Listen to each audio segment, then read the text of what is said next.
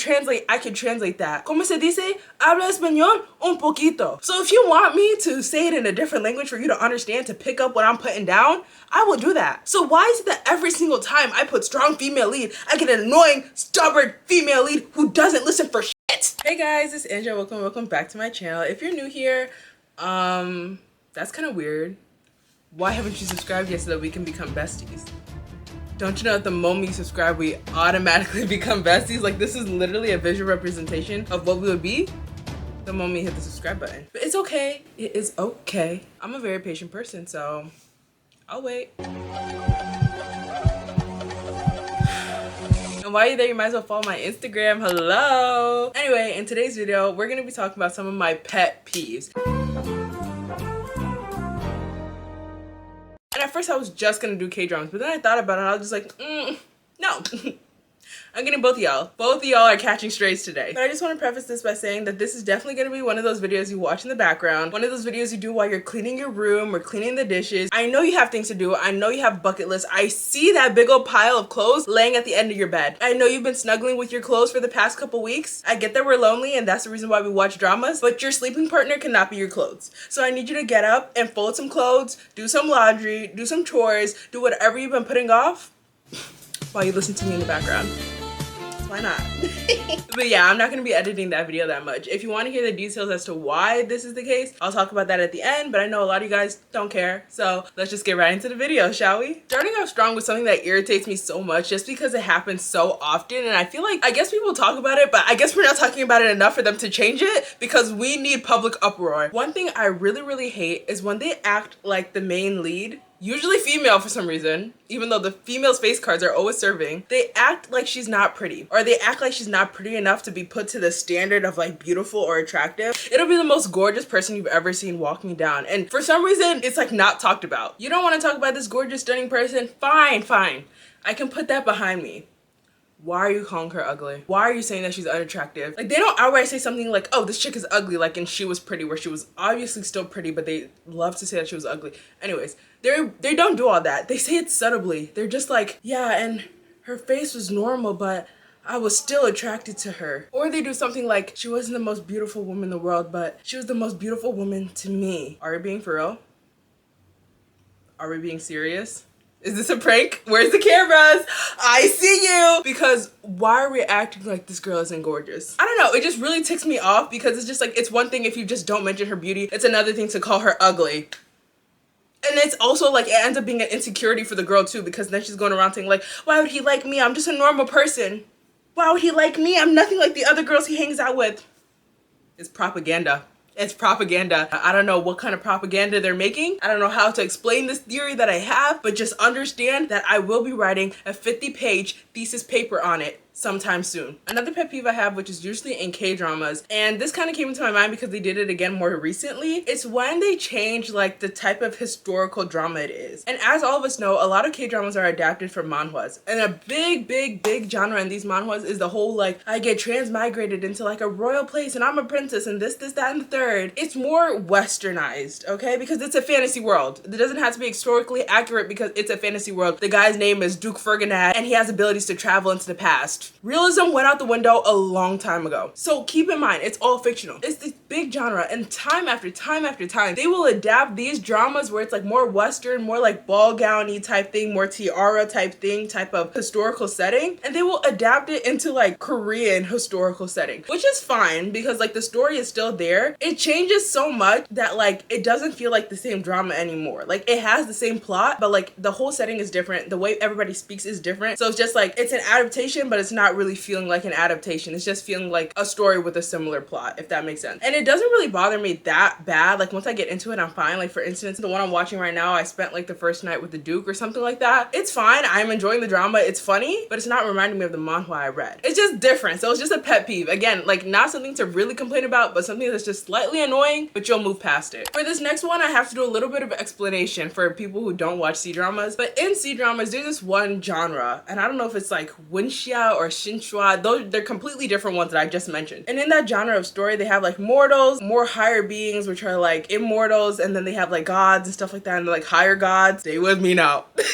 Stay with me now. Something that is a little bit of a pet peeve for me, in that is they have like these higher gods who like make the decisions for like the other gods, and usually the other gods are where I sound crazy right now. Stay with me. And usually like the other gods are the ones where like the story's about. They don't really focus on the ones that's like are a tier above them, because the one that's a tier above them is supposed to like put shackles on the people that we're watching. I hope you're picking up what I'm putting down. Within that genre, something that makes me really upset is that the higher ones that are basically like judging the regular gods in the story are not impartial. They're subject to like human emotions, human reasoning, human thoughts. And by me saying this, the reason why I'm mentioning this and the reason why I'm bringing it up is because they're wrong. Like, they suck at their job. This is the big pet peeve that I have, because like they'll judge a situation, but they're not like omniscient. They don't know everything that's happening. So they'll just look at the situation based off of what they know and then decide. Mind you, these decisions be like, okay, your soul gets scattered beyond the whole 7 realms, and you had to spend 20,000 years to get your soul gathered back together. Or it'll be like, yeah, now you get thrown in a blazing fire for the next 5,000 years to think about what you've done. I think we might have rushed into that just a little bit, just a little bit. You didn't even let me bring out all my evidence. And that's dead as how they be. They don't let them explain themselves. They don't let them say their part. They're just like, no girl, we know what happened. Mind you, they don't. And then they just sentence them. But mind you, while they're on this type of human reasoning, human thought, human emotion, it's always for like the detriment of the main characters. It's never like for their benefit. Like, for instance, like it'll be a situation where like one of the gods that we're watching breaks the rules or something like that, and they've already been bound to a contract where they're not allowed to break that rule unless they'll be subjected to like some sort of punishment. Instead of the higher gods to use that feeling, that humanness, that partialness to make a nice decision for once, to be like, yeah girl, we saw everything that happened, we feel so bad for you, so we're just gonna wipe away that punishment that you're supposed to have under the contract. They're like, oh yeah, no girl, you knew the rules. Guys, you're picking and choosing, but you're always choosing the wrong one. What's going on? What's going on? And it's like, I hate it and I love it because it adds more depth to the story, because it's just like, oh, there's not just one person who's thinking right 100% of the time. They're also subject to like human emotions. But I hate it because, like I said, they always do it wrong. So it's just like, why are you doing this to me? Why are you doing this to me? Anyways, moving on. My next pet peeve is when there's a story, right? And we've been struggling to have these leads get together for the longest time. Like, I'm talking like they've been through thick and thin, up and down, left and right, around. I don't know. They're going through like the 4th dimension at this point to get to their final ending, okay? And we finally get there. Everybody's happy. Everybody's chill. When's the wedding? You know what I mean? The vibes are off the chart. The moment they get together, the story ends. Like credits. And I don't even get like a episode 16.1 or episode 40.2. Like, it's done. Like, that's it. Wrapped up. Filming ended. The reason why I have this as a pet peeve is because I'm happy they got to their happy ending, but like, I just saw them struggle for the past 6 hours of my life. Can you at least give me 10 minutes where they're happy? Because last time I checked, like when I saw them get happy like halfway through the series, they were happy for like 2 days, and then afterwards they were thrown into chaos again. So how am I gonna have peace of mind? How am I gonna know that they actually had their happy ending if they find a happy ending again and then you ended the story? How do I know an arrow didn't just come flying out of nowhere and shoot the male lead in the head? Now he's dead. Now what? I'll never know. Like, I feel like there's a good middle line, because sometimes they'll give you like the happy ending and then they just do too much. Like, okay, I saw the wedding, I saw the kid. Why am I seeing the kid go to school? And why am I finding out about the kid's love story too? I think that's just a little too much. And then it's just like the other side of the spectrum where they get to their happy ending and then the story's just over. I'm just like, whoa, calm down. I need you guys to find a happy middle, okay? Give me like 3 minutes where I see them like have their little wedding, have their little kids if they want to have kids, and then like show me like a flash into the future where they're like rocking in like their rocking chairs as like old people or something like that. And then the scene can end where they're like holding hands. And so that way I know they have their happy ending. That happening is literally the reason why I liked As Beautiful as You. That's a C-drama, by the way. Like, the story was just regular. There's nothing crazy about it. I would give it like an 8. And like, to me, 8 is just like average. You won't feel like you wasted your time. But something that boosted it up to like an 8.5 for me was literally that ending. Like, that ending wrapped up the story so well, and it was so beautiful that I was just like, yes, this is exactly how I need all the endings to be. It was only like 5 minutes. That's all you guys had to give. Instead, you guys are giving me a black screen. Why? Okay, my next pet peeve is when I specifically go for a drama. I'm browsing on TikTok, browsing on Instagram, browsing on YouTube, browsing on my drama list, browsing on Reddit. I'm browsing all over the place. You know what my keyword is? My keyword for my search is strong female lead. Is this flipped? Let me help you guys. Strong female lead. That's what I'm looking for. And I trust you guys. When I say strong female lead, does it sound like I said weak female lead? Does it sound like I said annoying female lead? Does it sound like I said stubborn female lead? If you need me to translate, I can translate that. Como se dice? Habla español un poquito. So if you want me to say it in a different language for you to understand, to pick up what I'm putting down, I will do that. So why is it that every single time I put strong female lead, I get an annoying, stubborn female lead who doesn't listen for shit? That's all I get every single time, and it grinds my gears. And I'm not talking Peter Griffin. Every single time I look for this characteristic, I get a drama where the female lead is just like super loud about her opinions and super annoying, which it would be fine if it didn't have like any after effects. She'll be like super loud, super stubborn, doesn't listen to anybody, and as a result, she ruins the plans of like the male lead, or she ruins this like big thing that they had going on simply because she wouldn't listen to instructions. Or for instance, they're like, hey girl, stay inside or else you'll die. And she's just like, I do what I want. She goes out and the male lead gets thrown in jail because he had to sacrifice something to get her saved. You get what I'm saying? Like, it's like, girl, just listen to instructions, please, please. Like, it's one thing to be opinionated, but still understand that there's a bigger issue to worry about than your own needs. And then it's like another thing to just be opinionated and then act on your opinion when you don't even know any better. I know you guys know exactly what I'm talking about. I think it's called The Princess's Gambit. I'm watching that right now, and when I search up strong female lead, she's what I'm looking for, okay? Like, I understand you have your own circumstances. I understand that there's things you have to prioritize over the other things. She's exactly what I'm looking for, because not only is she like smart and like quick-witted, she also understands like the bigger picture. So she's not acting like brashly. If you guys aren't watching The Princess's Gambit right now, you need to watch that. It's actually so good. But let me not rant about that. But it's even worse when they give you a strong female lead and then they take her away from you the moment she gets booed up with her man. Why are you doing that to me? Why are you doing that to me? Because I literally got a glimpse of it. I had it in my hands and then you took it away from me. Just say that you hate me. Just say that you hate me. Why are you doing this to me when I've been nothing but nice to you? It frustrates me so much because it's like, you know how to make a strong female character because I saw you make the character. She acted normally. The moment the male lead got there, you start acting a fool. You start acting stupid. You start ruining his plans. Do not make me side with the man right now, please. I beg you. Kind of similar to that, another pet peeve that I have is when I signed up for a villainess and all I get was a woman who was misunderstood as a villainess but actually has a good heart, or like she goes back in time to right her wrongs. Take villainess out of the title. That's not what she is. That's what she was. Okay? Guys, I support women's rights and women's wrongs. So please give me the chance to support a woman's wrongs. Give me the chance to support a woman who's undoubtedly going to hell. When I say bye to you, when I'm thinking of you, when I want to like talk to you, I'm definitely putting my head down 45 degrees. But at least I would have gotten my true villainess. Like, I literally want to see somebody in there who's like selfish, who does things in order to get her way, in order to get the things that she wants, and then like she doesn't feel bad about it for real. Because some people just got to go, and I understand that that's not like the correct methods. Sometimes the faster methods are what we have to use, because there's a reason why homegirl over there was able to become empress and why you spent 40 episodes just to get booed up with your mans. Let's just do things more efficiently. Your girl's trying to take your mans, kill him. I don't know what to say. Your girl put something in your man's drink and you try to sleep with him? Get rid of her. I don't know.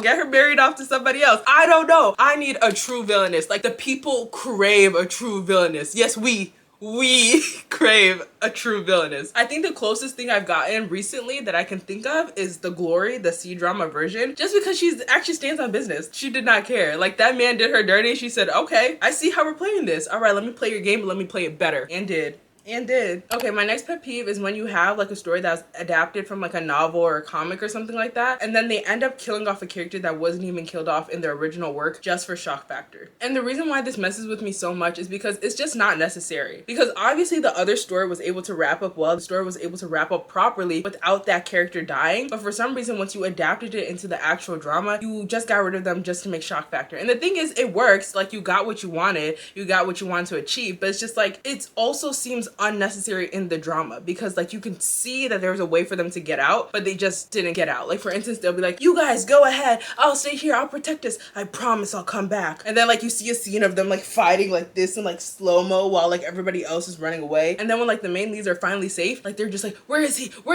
or where is she, and they're like, This is all we found. Her favorite water bottle that she keeps on her at all times. And there's like blood on it and shit. Like the bitch is dead. But like they didn't have to be. Because in their original work, they got booed up with whoever they were romantic with and they had children. So why are you doing this now? What's the point? What's the reason? There's no reason. I gave you the answer. Okay, my next pet peeve is when evil characters overhear things that they, under normal circumstances, should not be able to hear. And I think I brought this up on this channel before. And I think that's just because it's such a pet peeve to me that like it just keeps coming up over and over and over again. But there are so many situations where like the evil person is like hiding behind a wall or something, but they're like way far from like the actual conversation that's happening. In the actual conversation, they're not screaming. Like right now, y'all, I'm screaming because I don't have a proper mic and I need my camera to pick up on what I'm saying. Vocal cords be hurting by the end. They don't be screaming, all right? They're just having a regular conversation, just like, yeah, until like the other day I went to the park and it was like super chill. Regular conversation. Why can Becky, who's a football stadium away, during a match where everybody's screaming, why can they hear your conversation? Mind you, you just said something like the key to the lair is in my drawer on the right side of my bed. And then you just get like a flash to like the villain and then they're just like, what's happening? How did you hear that? You shouldn't have been able to hear that. And then it's also just like another like tiny little pet peeve within there. Why are you having this important ass conversation in public? Or like sometimes they be doing it in like the house or something like that in a separate room. But it's like, mind you, you know the villainess is in the room. And now they're ears pressed up against the door. No shit, they heard you there. But it's just like, why are you having the conversation there in the first place when y'all have a secret lair that we've been to 20 different times? You said, nah, right now is the moment. Right now is the moment to say it. Are you dumb?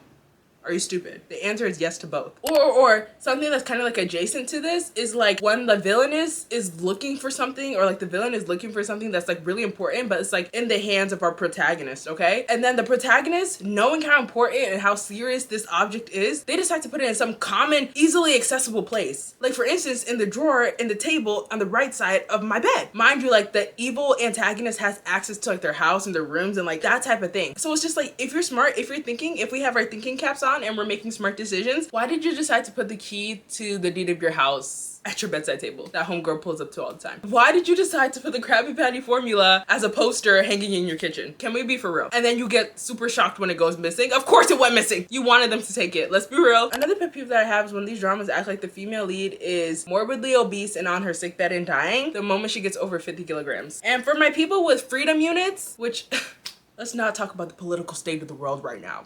Okay, but for my people with freedom units, that's about 110 pounds. 110 pounds. Not only is it already on the very light side for somebody who's like 5 foot, it is extremely light for someone who's like 5'5", like the girls who are playing in these dramas. You got a 5'5" girl who's slightly over 110 pounds and she's worried about being called a whale in public. She's worried about people calling her fat. She's worried about the male lead not liking her because she's morbidly obese apparently. Like apparently. Where's Dr. Now? Because this is literally my 600-pound life, right? Right? Get this whale off my screen, right? I sound stupid, don't I? You want to beat my ass, don't you? Well, I want to beat their ass because they need to shut up. Like, I'm being so for real. Like, I don't know what specific number it is where you got to start being concerned, but I promise you it's not 50 kilograms. Let's shh.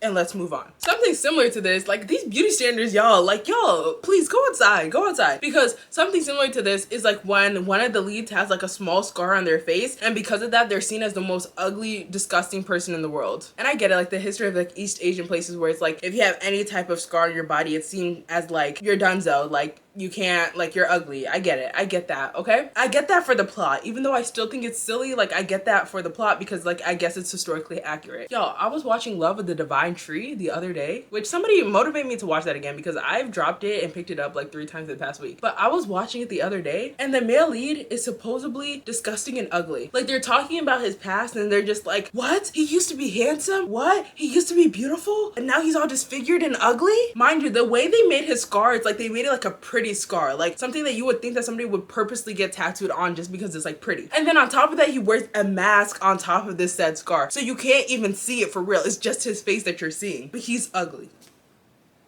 Okay, just because you say something is the case doesn't mean that's how it works. Like, if I say I'm a millionaire, does that mean that I'm a, you know what? Manifestation.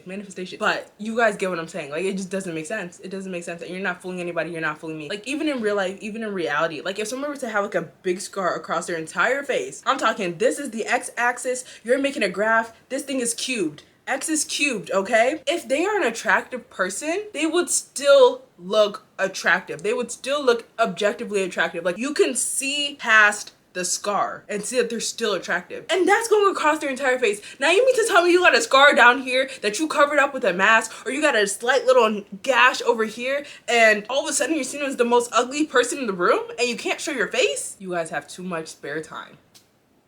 Too much spare time. I feel like the only acceptable version of disfigurement was like the one in The Prisoner of Beauty, where like that one chick who was being so annoying got her nose cut off like this, and then because of that she had to wear like the little like veil that covered up her face. That's a more understandable one, because your nose is a big part of your face and your nose changes the way that your features look entirely. But like if you just have a scar across your face, which usually isn't even like this or cubed or whatever, and it's just like a small gash over here, you look fine, girl. You look fine. Or then, like, this is a bad example because I just talked about the love of the divine tree, but it's like another situation. It'll be like they will make it okay for like the guy to have a scar on his face, but not the girl to have a scar on his face. And they're just like, despite the scar on his face, he was still the most handsome and manly man I've ever met. But she's ugly. But she's never gonna get married. She'll never find love. Or they make it like the male lead is such a nice person, such a kind person, and like 1 in a million for still thinking like the female lead is beautiful even though she has a scar on her face, and the scar is like this big. Okay, my next pet peeve is these are so unserious, but whatever. My next pet peeve is when like one of the leads gets like a makeover, but like I like the way they looked before. The thing is, like, they'll do like this big reveal and like everybody's looking and they're just like, oh my gosh, you're like, oh, is that him? Is that her? Like, that can't be her. And it's just like, yeah, I'm hoping it's not them. I'm really hoping it's not that, because what did you do to my Shayla? They looked better before. One drama that did this was Kiss Sixth Sense, because I literally went to go rewatch it after I made that other video, because I was just like, yeah, that drama was good, and I would have rewatched it. Still recommend. In that, the male lead, he used to have longer hair that like covered his like forehead like this. He ends up cutting it and like gelling it back. I don't fucks with it. And then in Blossom, like the guy, he has white hair, and then eventually like when he gets heels, like his hair is not white anymore. I don't fucks with it as much. You can't change a handsome guy. If a guy's handsome, he's gonna be handsome no matter what. I like you better with your gray hairs. I did Pookie. And I kind of wanted you to get sick again. Or like I wanted I wanted him to like get the sickness, have his hair like change white again, and then like they find the formula, but like it just stops it, so like his hair is still white, but like he's all good. You know what I'm saying? Okay, this final pet peeve I have is not knowing the right time and place to do heavy makeup. And this is more for C-dramas, because I feel like C-dramas tend to use more makeup than K-dramas do, like to the point where it's more noticeable. I don't like it when the makeup is too noticeable in serious situations. If this is like a comedy drama, or this is just like a regular romance drama, and I'm seeing homeboy and his contour looks better than mine, or like his eyeliner is looking like, how'd you do that? Like I'm gonna need a tutorial. I don't care. Why do we have the Duke screaming at somebody, telling them he's gonna kill them and their firstborn son? And I'm looking at you like, who the fuck did your hair? Because why is your lace showing all the way over here? You turn around, I can see the tracks in the back of your head. I get closer, I can see the concealer hiding your mustache, okay? It's all fine under normal circumstances, but you just unimmersed me. I was shaking in my boots. Now I'm shaking the setting spray bottle because you need some. You need some, and it's making me upset because somebody didn't catch this, and I know y'all know you're using these high resolution ass cameras. How about the makeup team? Get it together, please. Get it together stat. Or just like, don't put it in places where like you know it's probably gonna end up fucked up. Like, it's fine if a guy has a little mustache thing going on here. If he has little old hairs, like it makes him more realistic. Like he's apparently fighting on the battlefield for the past like 20 weeks. It's fine if he has a little something growing out, okay? And honestly, I think it would just actually make it more realistic. But instead, I'm being pulled out of the immersion because y'all thought that it was so necessary to cover his mustache. It literally reminds me of the story of Yanxi Palace, where it's like the last couple episodes, they literally just gave everybody mustaches to show that time went by. And every like couple minutes, I would be like taken out of my immersion because every single one of them, without fail, I could see the lace for their mustache and like the concealer that they're using to try to like hide the lace on the mustache. And I'm like, girl, were y'all rushing? Because this don't look right. This don't look right. Anyways, that's it for today's video. If you guys like this kind of video, this style of video where I'm just kind of ranting, not too many edits or anything like that, go ahead and let me know in the comments below. If you guys like this video in general, how about you give it a thumbs up so that I know that you liked it? And if you guys really like this video, how about you subscribe to my channel so you can watch all my videos and we can become besties? Hello! But if you guys want to hear my explanation as to why my whole other video fell through and why I'm making this video right now in a rush, in a hurry, and why I'm barely gonna edit it, then I'm about to start the explanation right now. I was supposed to make a video and it was gonna be something like, I watched all of Story of Yanxi Palace so that you don't have to. Because that bitch is 70 episodes long. I put that drama off for so long, but so many people were like, watch it, watch it, watch it. I was like, bitch, I don't have time. I definitely had time, and I sat down and I watched all 70 episodes. But I was just like, okay, but for my besties who don't have the time, let me make a video so I can literally explain to them the entire plot in like 30 minutes or something, maybe 40 minutes. Like, let me sum up this whole story for them. Yo, when I started like writing the script after I finished, because I spent like, I don't know if I spent like a week or 2 weeks. I'm underestimating myself. It was definitely a week. I spent a week watching all 70 episodes of Yanxi Palace, and I was just like, okay, now I'm gonna start the script, because that is not the type of video that I can just start talking about. I'm gonna fuck something up. So I was like, I need to make a script, a little outline to like make this video so like I can actually get all my facts right and get everything like in chronological order. I literally was just like, okay, stop, let me see like how I would explain this one episode that I'm on right now. So I literally pulled out my phone, took out my recorder, and I was just like, okay, let me just like say everything that happened. Mind y'all, I was speaking fast, lightning speed. I'm talking lightning speeds, okay? I play it back. Not only was the recording like 3 minutes long, it was 3 minutes long to like get to the point where I was. Mind you, I hadn't even finished this episode left. Like I had like 1/4 of the episode left, which means that like it would have actually been like 4 minutes long. And that was just one episode, which is fine if I'm doing just one episode, but I would have had to do 70 episodes, y'all. And not much even happened in this episode for me to like get into the nitty-gritty and details about it. Just doing the quick math and crunching some numbers, that would take me 280 minutes, okay? Divide that by 60, that would mean that like the video explaining like I watched all of Story of Yanxi Palace so you don't have to would take me like 4.5 hours. Y'all, when I finished that little demo thing, I was like, no, this is not gonna happen. Like this would have to be like a whole dedicated project. Like I would have to have spent like an entire month working hard and tirelessly on this video. And like I was literally thinking to myself, okay, like maybe I can make it easier to where it's like I'm like just reading a script and I have everything written out, so that way I'm not messing up when I'm just speaking to the camera. But then I was just like, no, because then they're not gonna like see me, and then I'm gonna have to put like pictures in order to replace it, and then I'm gonna have to make all these pictures in order to like line up with what's happening, which means I would have to go back into like the videos and like take clips out of every single video. Guys, my blood pressure went up, my neck started hurting just at the thought. Like I started losing hair just at the thought of it. I was just like, that's not gonna happen. So I ended up having to scrap the idea. Sorry guys, sorry gang. There's truly too much happening. If you guys want a video for people who have actually watched the Yanxi Palace already, and like you want me to do like a little rant video where I don't have to explain anything because we're on the same page about it already, I'll think about doing that. But like making an actual video like I wanted to, where it's just like I watched it all so you don't have to, I'm sorry bestie. If you haven't watched Yanxi Palace and you're trying to know what's going on there, just go watch it. It'll probably be faster. I will put in that demo that I recorded where I was trying to like sum up the episode. Slight spoiler warning if you haven't watched it. I don't think it's actually gonna be a spoiler because like I'm talking about things where it's like you would have had to watch the show to know who I'm talking about to actually make the connections to spoil yourself. So I don't really think it's an actual spoiler, but just in case. But I will put in that recording that I did, my little demo version, so you guys can see what could have been, but I don't have the patience for. Then all of a sudden, when she's all cozy with the Empress Downwager, or whatever her name is, her ex-lover comes over there and he's just like, girl, you need to panic. She's like, what, why? He's like, girl, this fine shit walked into the palace, all right? She's graceful, she's beautiful, she's brave, she's nice, she's funny, like the whole package, girl. Let me tell you something. That Emperor fell for her immediately. Wei Lu's like, no, this can't be. And then her old fine shit is like, but it is though. It is true. Like, once you see her, you'll realize that I'm not just talking all this rah, I'm being 100% for real with you right now. You need to get your ass back over there. She's like, okay, fine, because she's slowly starting to realize that she has feelings for this egghead. So she's just like, okay, fine.